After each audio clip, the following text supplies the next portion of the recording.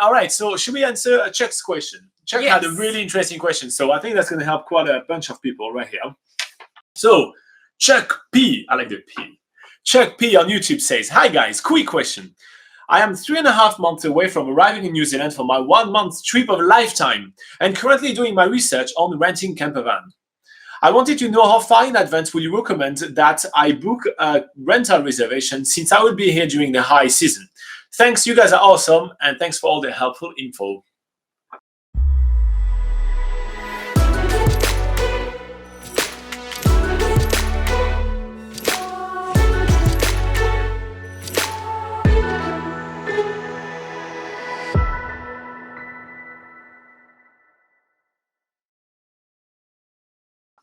First up, I want to say I really like when a question comes with a really lovely compliment, like "we are awesome." I think that's great. Yeah. I think that's quite awesome. Now, booking camper van rentals. So now he's about 3.5 months away from his trip, so I'm suspecting you're going to be arriving in February. In February 2020, 2020, boom. All right, so February is the height of the season in New Zealand, the high touristic season. So it's because it's in summer, because summer in New Zealand is Between December and February. exactly, and this is when most tourists come in the country. So usually the high season we'll say is between November and March. So really just February is right where it hurts. And New Zealand is a pretty small country. New Zealand has about 4 million people in it, and every year New Zealand receive about 4 million tourists. So that's a lot of people, and a little bit more than that is coming within this period of time.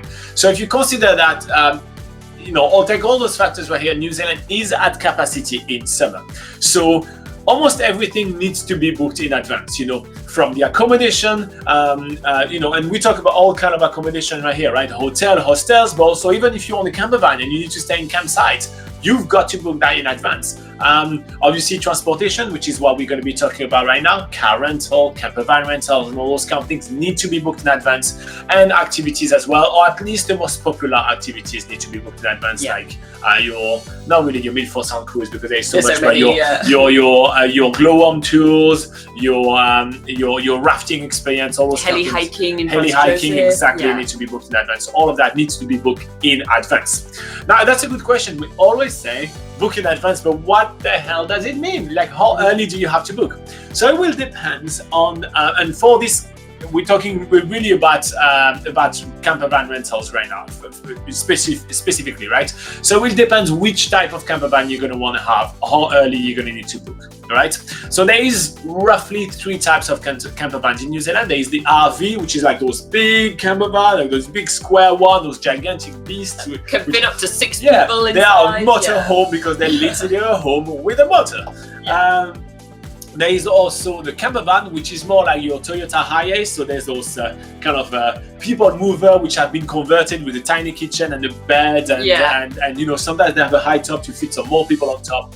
So that's what we're going to call camper van. And then there is the camper car, which is just a car with a bed on the back. Those ones are the non-self-contained camper van, right? The other one, they are usually self-contained. What does self-contained mean? Go for it. Okay, so self-contained is basically, so it usually has a toilet inside. It has clean water and wastewater sort of facilities, and basically it allows you to camp in a freedom camping spot for about 3 days before you need to be able to fill up all your water and stuff again. So it's basically so you can use everything within the camper van and you don't need to use outside facilities. Exactly.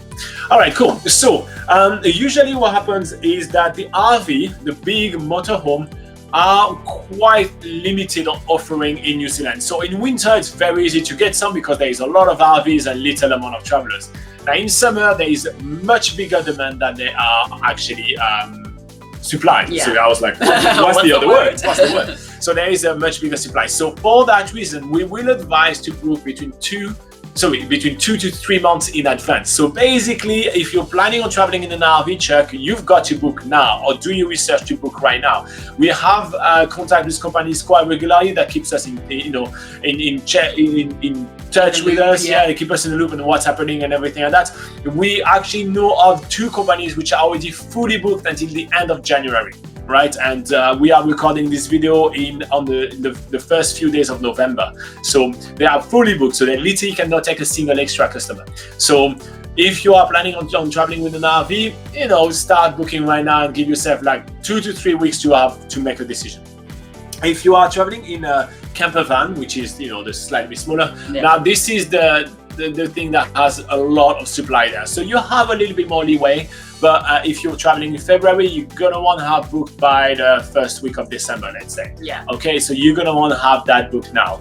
And if you are traveling in a camper car, there is always plenty on offer right here.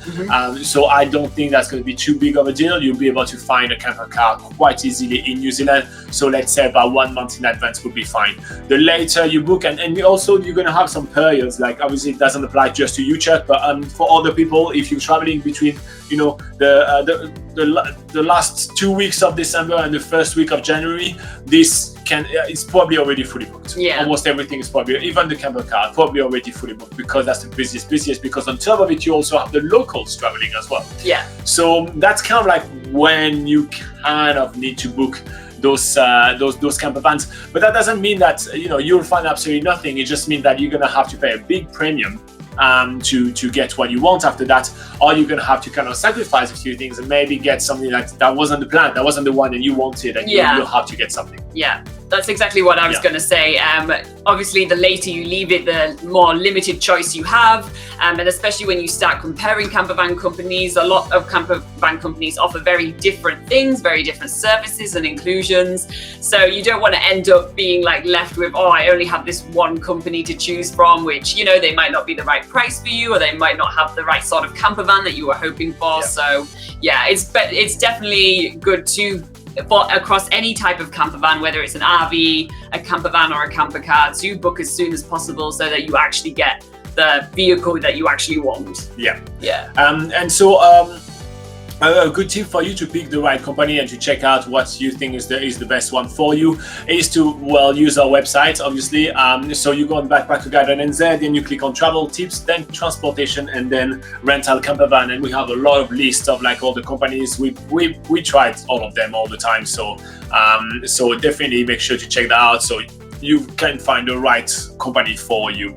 But any extra tips on that, Laura, or are you good? I think I'm good. All right. I think we gave you a lot of information. If you do have any follow-up questions, make sure to put them in the comments below of this video. Like and subscribe, because we've got a lot of work behind all of those videos. So every time you click like, you say thank you to us for the hard work. So that really means a lot to us. So thank you so much, guys. All right, let's go back to the live chat.